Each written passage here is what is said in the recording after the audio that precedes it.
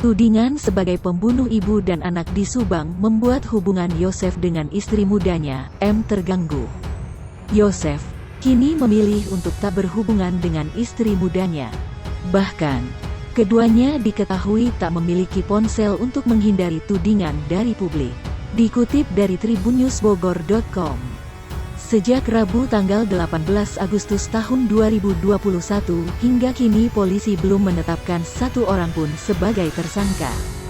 Yosef dan M bahkan turut menjadi saksi dalam penyelidikan guna mengungkap sosok pembunuh Tuti dan Amalia Mustika Ratu.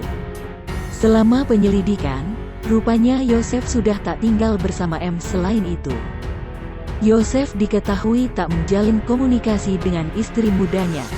Selain tak bertemu, Yosef dan M kini sama-sama tak memiliki handphone.